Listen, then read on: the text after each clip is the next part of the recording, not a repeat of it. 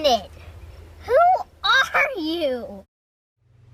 Hey, what's going on, everybody? Evan Money back again with JC the Blind Jedi. Hey, everybody. We are here with our UFC 261 predictions.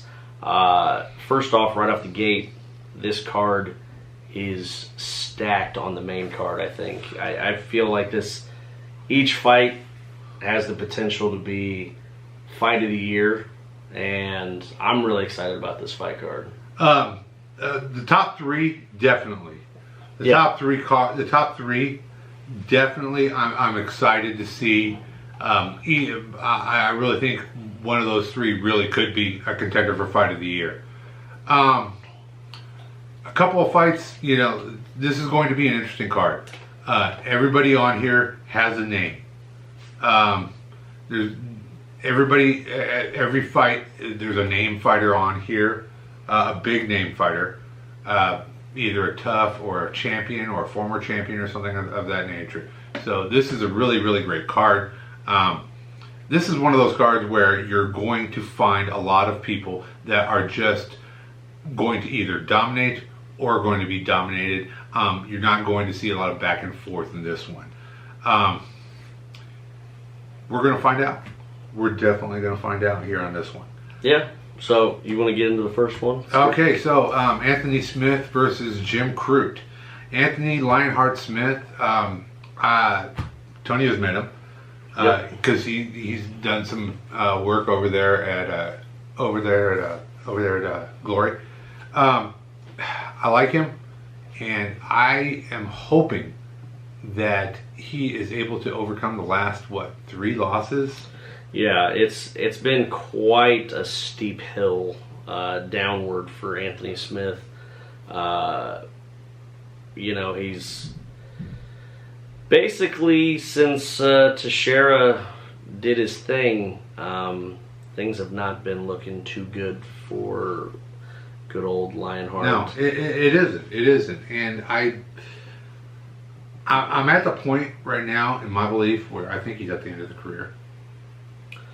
Yeah, no, I can definitely I really see where you're coming from on that. I mean, he kind of reminds me of Donald Cerrone, man. He's just not going to give up. Yeah. So, who knows?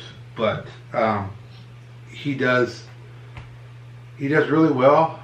It's not like he gives up in these fights or just, but Croot's on the up and up. He's had a submission loss since coming into the UFC, but he had a TKO win.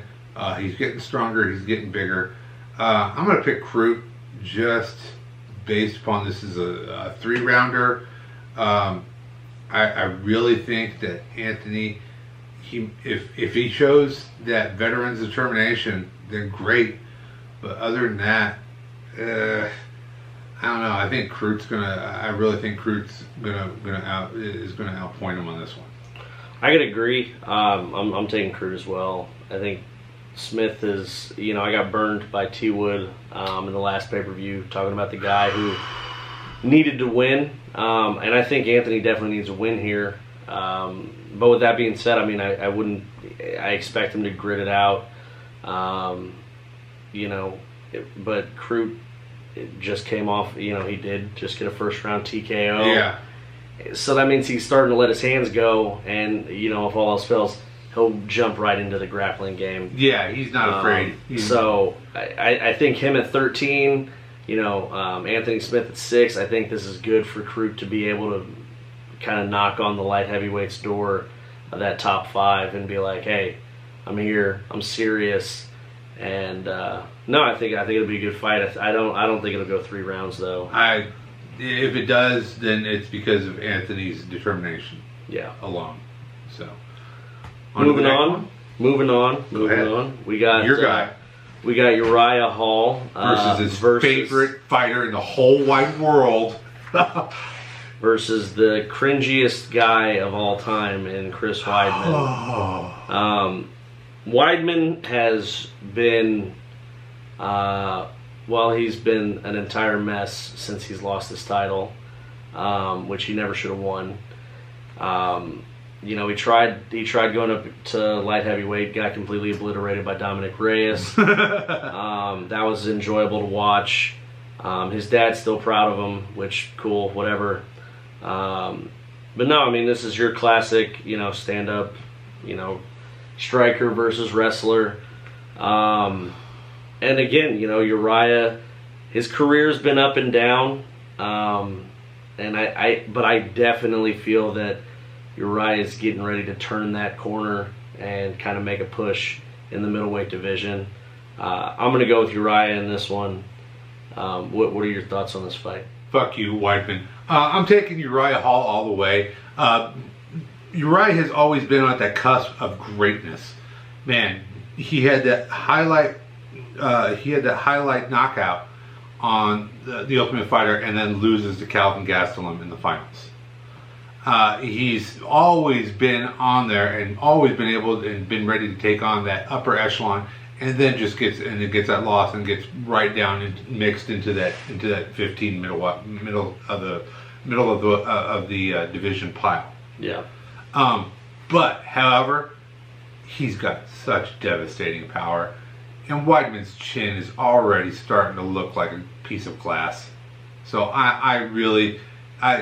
even if Weidman tries to hold on to him, it just, his best years are simply behind him. I'm not seeing it. I mean, the guy's already on the other side of 35. Yeah. So I wouldn't even call those the best years. You know, okay, so his years where he held a championship, arguably were when he was in the best shape of his career. Since then, he's been knocked out by everybody. I mean, you've been knocked out by Luke Rockhold. You've been knocked out by Jacare. You've been knocked out by Reyes. You know, you've had one win since then. Great. But after that, yeah, okay. I definitely see Uriah taking this one. I don't see... In fact, I want a violent knockout. I want to see his dad with a tear on the side of his eye. That's how much we hate you, Chris Weidman. Anyway... Speaking of that, I'm going to go throw up because I had to say his name. So, one moment, please. You back? You good? Yeah, no, I feel a lot better now. All right, man. I know that was rough. So, anyway, now that taste is out of my mouth, you want to lead us into the next one? All right. It's our first of 3 championship matches. The first one, Valentina Shevchenko versus Jessica Andrade. Man, okay. I am going to play the devil's advocate. I like Andrade on this one. Valentina is a dominant champion. She really, really is. She's probably one of the best strikers that there is. And the problem with those strikers is how well they do on the ground. Jessica Andrade is a powerhouse hitter. I like her punching. I like her strength. I like her style. I like her gritty attitude. When she went up to 125 and put it to Katlyn Chookagian, I was all right. Okay, this is the challenger for Valentina. We say that name so often. Wait, what? Yeah, why? Why are we saying that name? Katlyn Chookagian's everywhere. Man, and so anyway, yeah, but so I want Andrade to take this. So I'm taking this fight based purely upon the fact that I believe that strategy is going to be the big decider in these. Everybody has seen Valentina. She's been in the UFC for a while, so I know those coaches are studying that tape and they are constructing game plans and strategies to try and nullify her and play to Jessica's. And literally, I think that's what's going to play here. I really think you've got 5 rounds to play with. 5 rounds is a long time. Not like Jessica has not been in 5-round wars before. Yeah. Valentina has. She knows what it's like. They're going to war it out. I'm thinking a 3-2 decision, hopefully in Jessica's way, and on to my brother. I'm taking Valentina. There's no. She's. I got such a crush on her anyway. No, and plus, I mean, again, she's so dominant. It's hard to bet against her. I understand what you're saying about Jessica, and Jessica did look good moving up, but you know, we're not even going to say her name anymore because we say it too much on this channel. She's not in the same class as Valentina. And, you know, no matter how much, you know, no matter how much you throw at her, Valentina seems to have an answer. So yeah, I am hoping that that Andrade's team outthinks Valentina's team, but he's not holding his breath. On to the co-main event. We got Weili Zhang versus Rose Namajunas.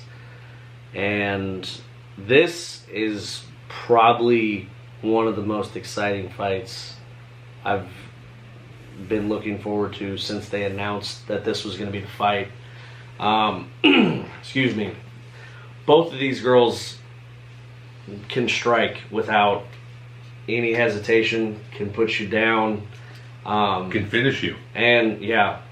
And both have made, you know, you want to look like a mere mortal. So, I think this is a great matchup.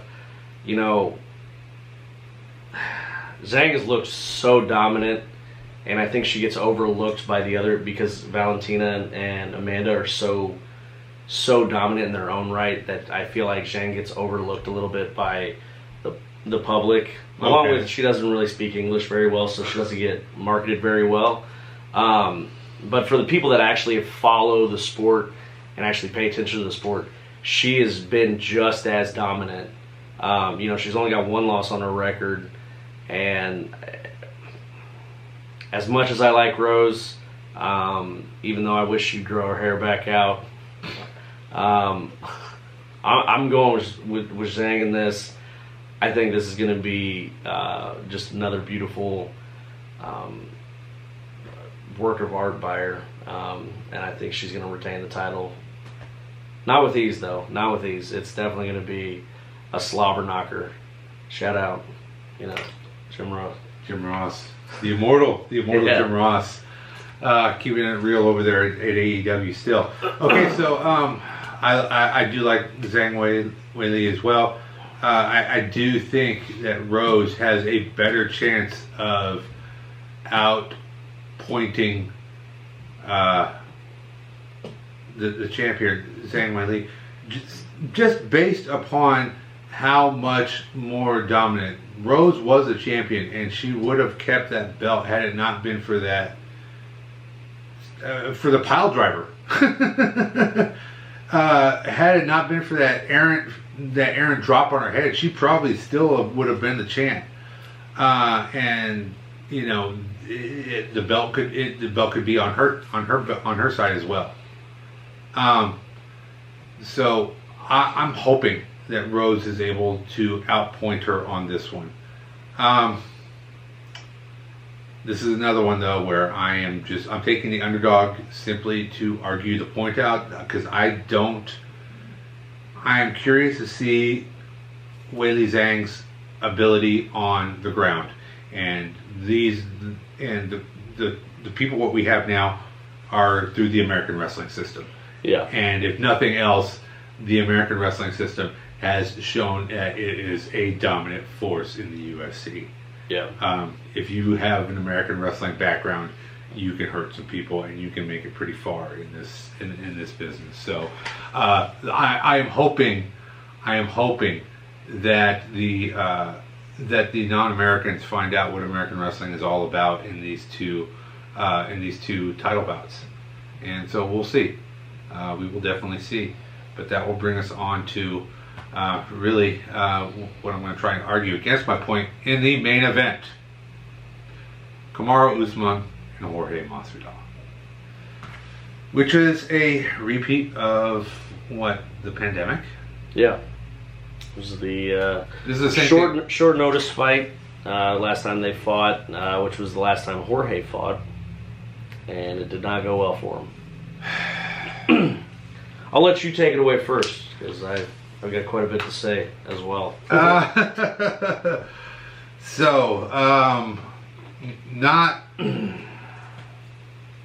Notwithstanding his personal beliefs or anything else, I love Jorge. man, I think that he has got enough strikes in order to put Kamaru down. I think he has got enough ability. My biggest question with it is, will Kamaru let him? Because Kamaru controls the ring. He controls that octagon with an iron fist. You can try and hurt him, and it will not matter. And I'm hoping beyond belief that Jorge has enough to put him down and finish him. But with that being said, I'm currently right now trying to look back at the last time that maybe he was even like in a spot where he wasn't just showing some form of dominance. And in all reality, there's not one you can show in the last 3-4 years. No, talk about a product of the UFC system. Kamaru is what you want get. in a champion. Yeah, he's what you want, and he's what you get when you have a guy. When you build a fighter on your UFC video game, this is what you get. Yeah. This is the most dominant form of what you get. Somebody who's dominant in the striking and the grappling, ground control. Somebody who can, oh man, he's just brutal. And this is what you get when you get a guy who is just never satisfied. I think always striving for perfection. I think the one thing that I really liked was that he came into the UFC as a, some would classify him as a boring, I'm going to hold you down and try and point you out and get the decision, which he has done before. And recently we've seen that, now that he's training with Trevor Whitman, that his hands are getting let loose. Yeah. And it's not like they're fast. They're just very precise and accurate. Yeah. Precision over power. The old Conor McGregor saying remains true with Kamaru here. And I am a fan of Masvidal. I love the way he builds up a fight. But you got to be realistic here. Masvidal is in a position because he talked a good game. He got he threw one of the most unbelievably lucky knees, which was very impressive and it looked cool. And I got I jumped out of my seat for it and was hyped about it. But it was an extremely lucky knee. Yeah. That would have dropped anybody the same. If he threw that same knee on Kamaru here, you'd be looking at a new welterweight champion. But he was, and then he went on and fought Diaz for, the BMF belt. And then it's like, yeah, man, you looked okay. You looked decent. Diaz is somebody who wasn't going to quit. Wasn't going to quit. Yeah, that blood was also not training and not competing regularly, and came in for a money fight. Yeah. I do think that this is going to be a case where you see Kamaru come in and he's going to do whatever he wants, whenever he wants, and be a complete nightmare for Masvidal, and the hype around Masvidal is going to die down. Dana puts a lot of stock in guys who talk. The guys who talk a lot. Unless you're Colby Covington, and then he doesn't. But that's true. That's not a different. Okay, so the guys who know how to cut a promo and who can captivate the audience. The guys who can perform to the performance of The Rock. Conor McGregor, I would equate to. He can command a presence. He can command the audience on The Rock. Colby Covington's like Baron Corbin. He has go home heat. I hear Colby Covington on an interview and I change the channel. Almost like when I see a spot of like the old shots of Chris Weidman winning the title, I just turn that shit off. Dana has this great thing of building guys up who they talk a big game and then they have one good big highlight reel thing that he can just market off of, and he markets it off of, and we're looking at what, a year and a half, 2 years now since that happened? Yeah. Great. So, but Masvidal is a 6-10 fighter. Let's really put it to it. That's what I said. I mean, he's going to be a gatekeeper, and I think that's the way it's going to be. You know, I mean, his fame is through a Kimbo Slice video. You know, so I mean, nothing against him. He's made a great lifestyle and career out of what he's done with his life. But Kamaru just took a better path, and he's out there doing it the right way, and he's going to beat him. As much as I want to pick Jorge, it's going to be Kamaru. And with that, we're done. Man, we have got 3 titles. Yeah. And again, I think this is going to be an exciting card. A lot of these, like you said, I don't think are going to be knockout, drag-out fights where you're going to see a real good competitive fight. If you're looking for highlights, Uriah Hall knocks him out in under a minute. Yeah. If you're looking for highlights, this is the card to watch. This will be something. All of them do. All of these people have such beautiful technique and the ability to hurt somebody so well that it is literally a piece of art to watch. Wow. He's picking all the champions to go or to retain. I'm picking all the champions to lose. So if one of them pops, I will be excited. Yeah. Because it's always exciting to see a new regime, unless it's Chris Weidman's. Have I mentioned I don't like Chris Weidman? No, I mean I won't even say his name anymore because I've already thrown up my lunch, and I feel like that's enough. No, so just a heads up as far as the review is, he will be handling it all himself. I'll be doing this one solo. I will be out of town. I will still be watching, of course, because like I said, I'm super excited about the card. But he will be the one handling the review, and I know I keep saying I'm going to get stuff rolling and keep it's very hard. It is very hard to get stuff situated. I've had a lot of family things going on lately. Your side of the family has really been hit a lot lately. But with that being said, there will be a video coming out of what I am doing this weekend, which I think you guys will enjoy. Cool. So I'm excited to share that with you guys, along with I have a big trip coming up, so you'll be seeing a little bit of footage from that, which I'm also really excited about. I've also got a haunted house that I'm going to be checking out soon as well. I've got stuff with my nephew, his son, set up that I'm extremely excited to shoot, and I cannot wait to.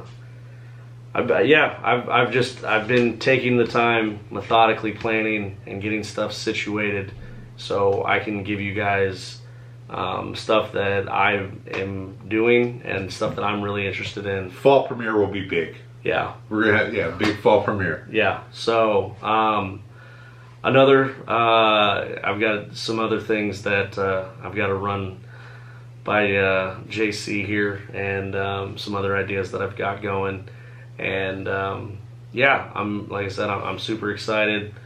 I don't know if you've gotten your first round of vaccines yet, but I've actually gotten both of my vaccines. I've been inoculated. So I am actually going to start traveling again. My channel will be back up. I'm going to Cornhusker State Games this year for a lightsaber tournament, so I'll be adding some more content back to my channel and things of that nature. I'm real excited to do this one solo, so I'm going to add in my things, and then I think he's going to try and add in some clips post. And then we're going to try and cut and edit them together. So we'll be real excited with that. And then we're on to the next. What is 262 looking like? 262. I'm gonna have to pull that one up on my phone. 262. I do know that they have been working on the rest of the card, but we are looking at Charles Oliveira versus Michael Chandler. Oh, that is right. Oh, isn't it Diaz fighting that one in that one too? Yes, versus Leon Edwards. Yeah, that's right. Diaz versus. Oh, good. Oh, good. We've been waiting to see what happened with Leon Edwards for a while now. So, and then, again, I mean, even in June, there's still, decent fights. And, Poirier McGregor, is all the way, happened all the way in July. So that'll be fun. Like I said, there's going to be a lot of stuff coming up. I've been trying to methodically plan everything out. I'm looking at getting my vaccinations just so I can make sure that I can travel about. And, some states are going to have vaccine passports, some aren't. So I always say just err on the side of judgment. Just get it. I haven't had any problem with mine. And I haven't heard of too many. I've only heard of maybe a few negative things, but very few. Then percentages so low. Some people getting headaches and colds or stuff like that. But no. But with that being said, next time you see him, he'll be by himself. I might add in some stuff, some of my thoughts. But we'll see how things go. So until next time, I'm Evan Money. JC the Blind Jedi. And we'll see you.